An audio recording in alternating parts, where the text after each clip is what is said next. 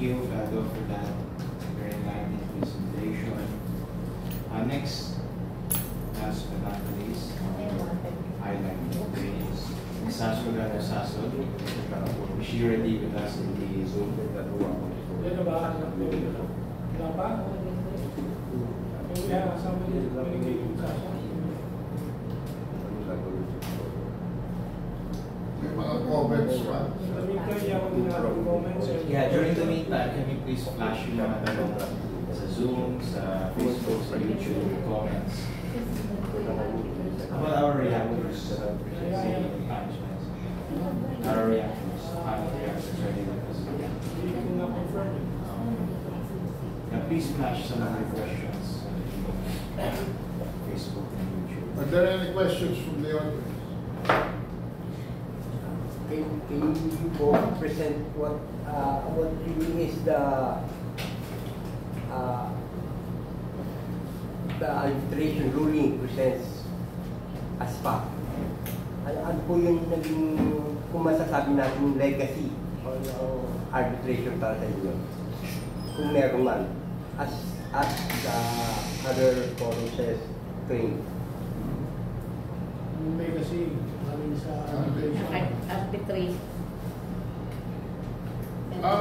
Para sa akin, ang legacy na para sa akin lang, no? Parang gusto kong tanungin eh. Kailan ba ang mga taong bayan matatapos siilin ng mga leaders na namumuno sa kanila?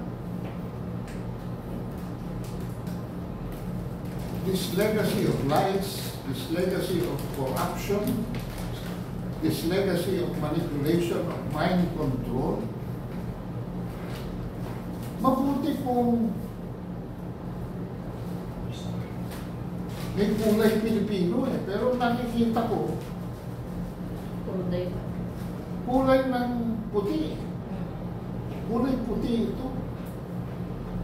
At wala itong pakialam sa ating most urgent national concerns.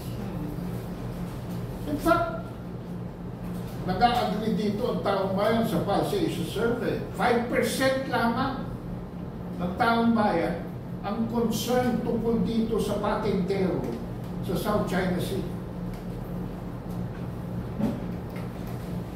Bakit? Obvious eh. Makakain mo ba yung barko? Makakain mo ba yung F-16? Makakain mo ba yung Typhoon missile? At alam nila, alam ng taong bayan, parada sila ng parada rin sa beachhead. Akala mo naman, lulusugin tayo ng mga Chino. Yung mga dala rito ng mga barko Chino. At paglalanding sa Lingayen, katulad ng ginawa ni Masauro Homa ng Japan. O papasok sa Manila Bay na ginawa ng mga Amerikano. Nung tirahin nila yung Spanish fleet. O gaya ng paglanding ng Amerikano sa Leyte Gulf. Aba, unfortunately, marami ng Pilipino may cellphone at dahil sa kanilang cellphone, nakakapanood sila na ni isang Iranian walang kumilos at binomba ang Israel. May narinig ba kayo? Mobilization of troops, Iranian troops going towards Israel? Wala.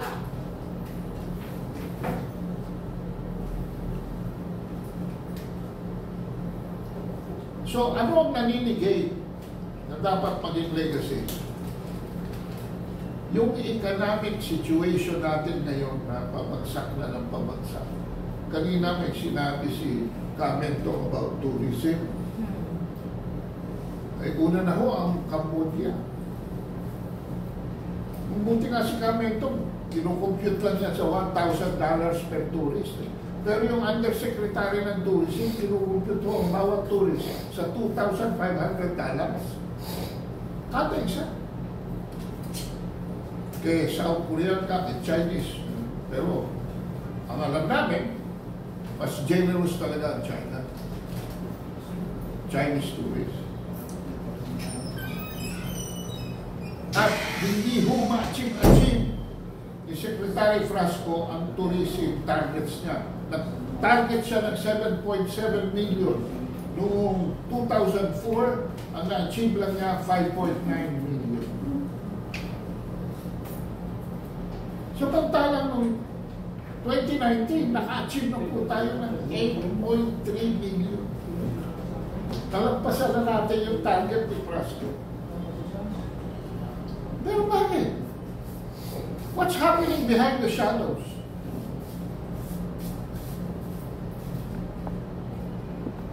Bakit hindi makapasok ang investments ng China? Bakit pinutol yung mga infrastructure support? Ginamit pa si Cesar Chavez na nagsabi na ang China daw ang umuuro. Eh gusto lang naman ng China dahil napigil ng COVID yung mga railway projects, eh pag-usapan muna uli na matino bago ituloy. Pero tapos na ho lahat. In fact, tingnan niyo yung dating railway ng PNR. At least yung from Tutuban to Alabang. Hindi ho ba nung panahon ni Duterte, ginagamit niya yan? Under Secretary Tugade, nakatatlong palit nga ng mga bagon eh. Ang ganda na ng mga dumating na bagong bagon. Puntahan ho ninyo ngayon. Kantado. Wala hong train from Tutuban to Alabang. Kantado.